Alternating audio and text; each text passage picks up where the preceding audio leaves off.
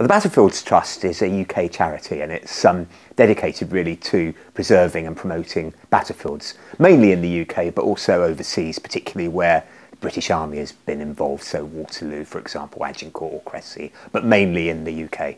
I reckon that nearly everybody in this country lives within about half an hour's drive of a battlefield of some significance, and really they range from the Scilly Isles up to the north of Scotland, so perhaps we're a pretty warlike lot, but there are scenes of punch-ups and battles all over the country. And the state of them really varies incredibly. Some battlefields are pretty well looked after. Big Wars of the Roses battle like Towton in Yorkshire. Very active local society. It's fairly well protected and there's good access to it. Other battlefields are perhaps under a little bit more threat by developments of towns that are going to come up over where the battle was fought, like at Newbury, for example. Battlefields per se don't have protection in the way that, for example, a listed building would. So, you know, a lot of what we do is about making the case for the importance of the battlefield. English Heritage has got a register of just over 40 of the sort of key battlefields, and if there's some kind of planning process that goes on, the idea is that it should be taken into account, the fact that it's a battlefield, but it doesn't give the strength of protection that a grade 1 or 2 star listed building has, for example. So what we try and do really is to explain why that battlefield should be protected, why it should be valued, you know, and there are many reasons why that should be the case, ranging from the educational to the economic.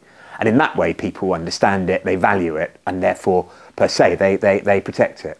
I can remember going to a tourist information centre in the north of England once and asking about a local battlefield. And the guy in the tourist information centre said to me, well, I don't know why you want to go there, it's just a field. Well, actually, there's so much more than just a field, because these are places where actually England's history has been forged. You know, at Naseby, parliamentary rule was fought for. At Hastings, our whole sort of way of government was changed, and so on and so on. So these places have an importance in the sense that it's where history was made. Battlefields are also important, I think, because the ground can quite often contain very important archaeology. By investigating the battlefield of Bosworth, for example, we found that the two armies were equipped with a lot more firearms than you would first think, so that you can see how technological advances have changed. There are also places, of course, where a lot of people died. You know, you may actually have under the ground the remains, or at least the sites of the burials of hundreds, maybe thousands of people. And that, I think, in itself is something that needs to be treated with a certain amount of respect.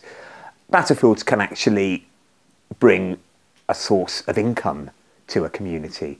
Tewkesbury, for example, their annual commemoration of their battlefield brings in tens of thousands of people to the town, and they're not alone in this. Clearly, they're also important in terms of education.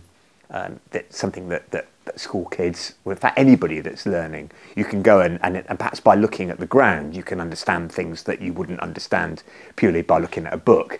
Flodden, 1513, great Scottish defeat, commemorated in that song, Flowers of the Forest. It's when you go there that you can understand the steepness of the hill that caused the Scots problems, the boggy ground that they got stuck in, and so on and so on. So it becomes a piece of evidence in itself. But I think, finally, and in many ways the most important thing, is there's something about standing on the very spot where something happened. I think it can be quite inspiring, actually, to stand and think, well, it was on this spot 500 years ago that people fought for this, or it was in this area that Richard III was cut down. Well, there are a number of benefits of joining the Battlefields Trust. You get what I think is a pretty good magazine, which comes out 4 times a year with articles about battles, historical articles, but also news about developments, improvements to battlefields, sometimes threats that people might want to ask on. So you get this regular contact in that way. There's a pretty extensive series of walks and talks, which are normally free to members, and these can range from an hour in a village hall to a whole day exploring somewhere. So you've got that.